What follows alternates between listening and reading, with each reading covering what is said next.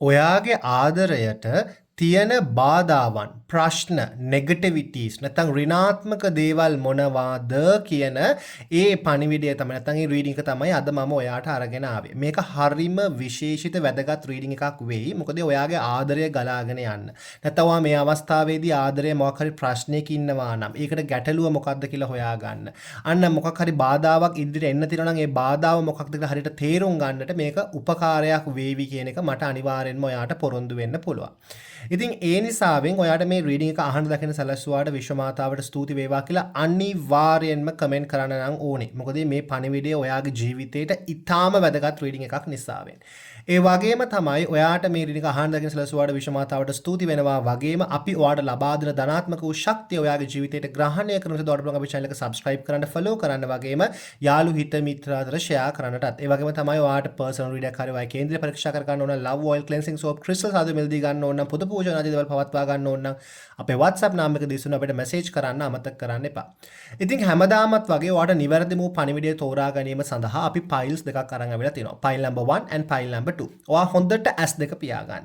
S2 පියාගෙන ඉදිරියට ඔයාගේ ආදරේන තියෙන ප්‍රශ්න නැත්නම් දැන් මේ මොහොතේදී ඔයාට නොපෙනෙන්නට තියෙන ගැටලුකාරී ස්වභාවයන් ප්‍රශ්නයන් මොනවාද? ඒ වගේ මේ ප්‍රශ්න වල විසඳුම් මොනවාද කියලා නිවැරදිවම අහන්න දකින්න ලැබෙන්නේ pile number 1 හරහාද pile number 2 හරහාද කියලා දැන් මේ මොහොතේදී හිතන්න. ඔයාගේ ආදරයට තියෙන ගැටලු ප්‍රශ්න ඍණාත්මක දේවල් මොනවාද කියලා ඔයාට නිවැරදිවම අහන්න දකින්න ලැබෙන්නේ pile number 1 හරහාද pile number 2 හරහාද කියලා දැන් මේ මොහොතේදී හිතන්න.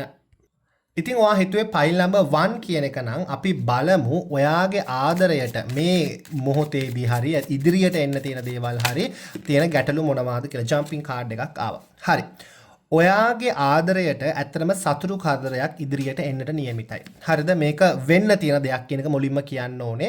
සතුරු කරදරයක් අනිවාර්යෙන්ම ඔයාගේ ආදරයට එනවා. ඒක ඔයාගේ ආදරයට ලොකු බලපෑමක් ඇති කරනවා කියන එක මට පැහැදිලිව කියන්න පුළුවන්.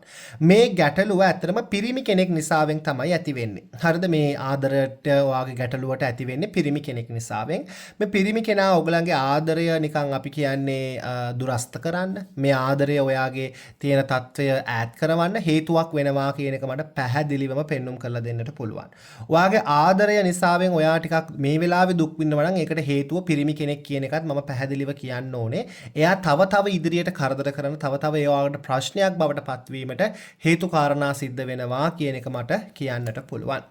ඒ වගේම තමයි හරි the devil කියන කාඩ් එක ඇවිල්ලා තියෙනවා. විශේෂයෙන්ම ඔයාගේ ආදරයට ඇස්වහ කටවහ දෝෂ. ඒ වගේම ඍණාත්මක අනිත් මිනිස්සුන්ගේ ඍණාත්මක බලපෑම්.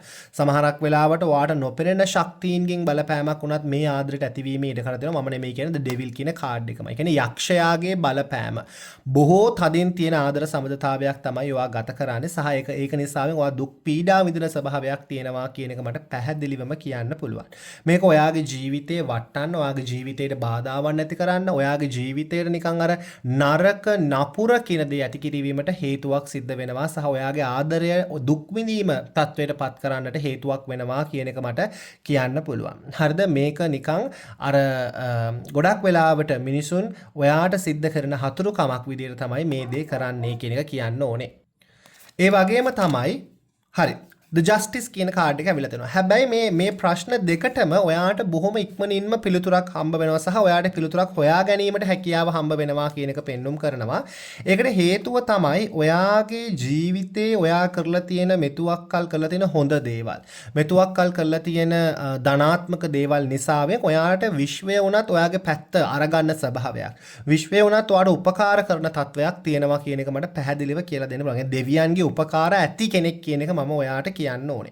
හරිද? ඔයාට ඇත්තටම බොහොම ඉක්මනට ජස්ටිස් කියන එක බොහොම ඉක්මනට ඔයාට තියෙන ওই බාධාවන්කින්ද ඉවත් කර ගැනීමට හැකියාව වාසනාව හම්බ වෙනවා කියන එක මම කියන්න ඕනේ. ඉතින් ඒ නිසාවෙන් ඔයාට පුළුවන් නම් හරිද විශ්ව ශක්තියට, ඒ කියන්නේ අපි කියමු විශ්වයේ දෙවගණක් වෙන ඕනෑම ස්ත්‍රී දෙවගණකට ඕනෑම කෙනෙකුට ඔයා කියන්න ඕගලන්ගේ ආදරය ආරක්ෂා කරවා දෙන්න. එන්න තියෙන ගැටලුකාරී ස්වභාවයන් නැති කරවා දෙන්න.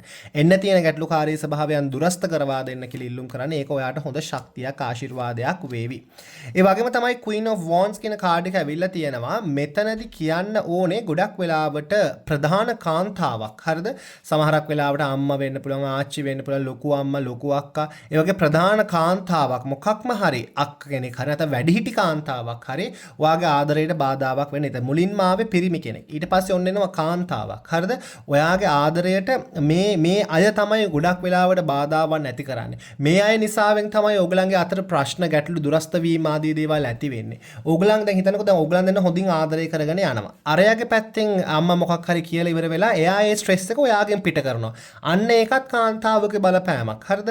ඔයා හිතන්න එපා හැම වෙලේම මේ ආදරය කරන දෙන්නෙක්ට අර අකුල් හෙලීම විතරක් බාධාවක් කියන එක. අරයාගේ මයින්ඩ්සෙට් එක අවුල් කරන එකත් ඇත්තටම බාධාවක් කියන එක මම පැහැදිලිවම ඔයාට කියන්න ඕනේ. ඉතින් මේ වගේ කාන්තාවකගේ බාධාවකුත් එන්න පුළුවන් කියන එක කියනවා වගේම තමයි.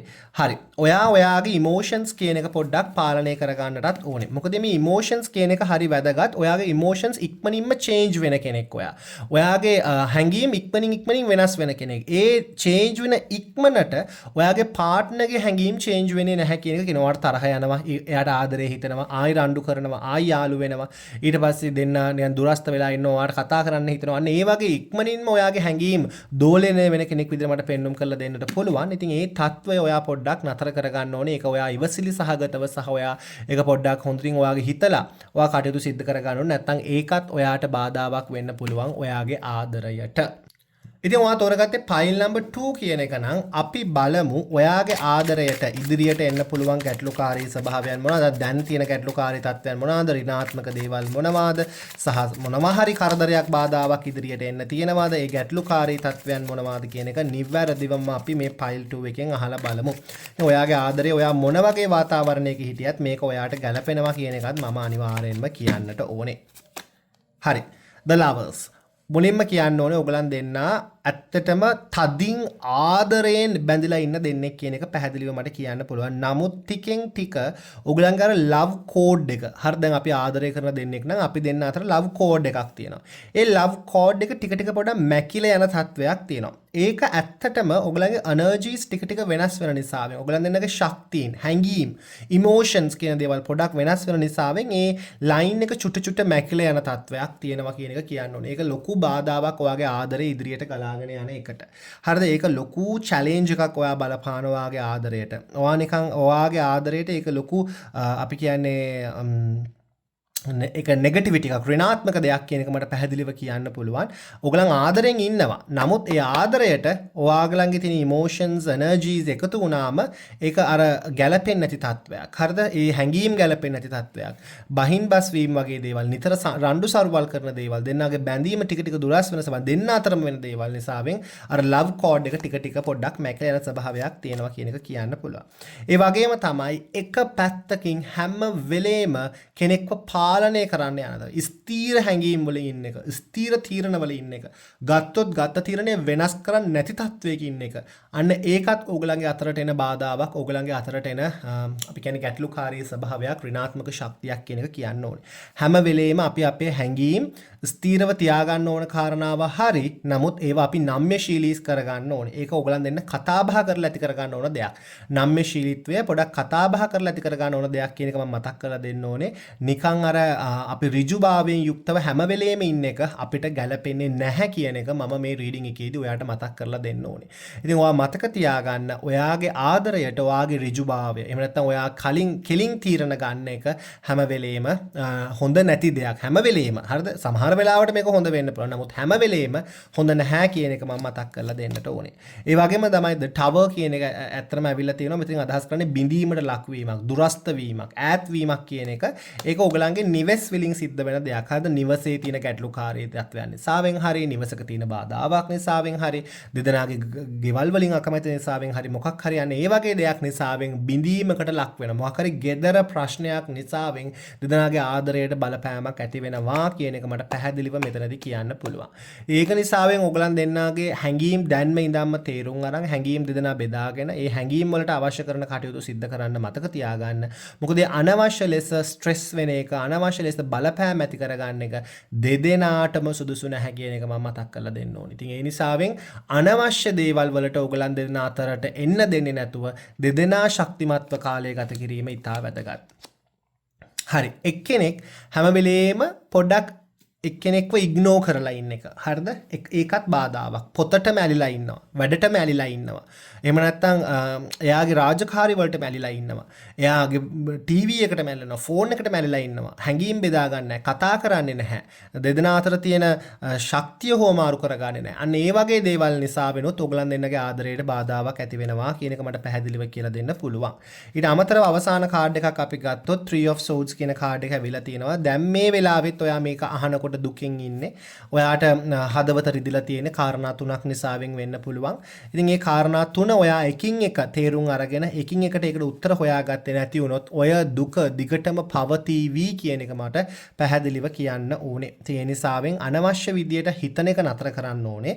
අවශ්‍ය දේ විතරක් හිතන එක පටන් ගන්න ඕනේ. ඒ වගේම ඔයාට ඕන කාරණාවන් ඔයා තේරුම් අරගෙන ඒ කාරණාවට විතරක් වැඩ කිරීම පටන් ගන්නට ඕනේ කියන එකත් මම මතක් කරලා දෙන්න ඕනේ. ඉතින් මේ වගේ දේවල් ඔයාගේ ජීවිතේ ලං කර ගැනීමෙන් ආදරයේ තියෙන ගොඩක් ගැටලුකාරී ස්වභාවයන් දුරස් කරගෙන ඔයාට හොඳ ශක්තිමත් ආදරයක් ඇති කරගන්නට හැකියාව හම්බ වෙනවා.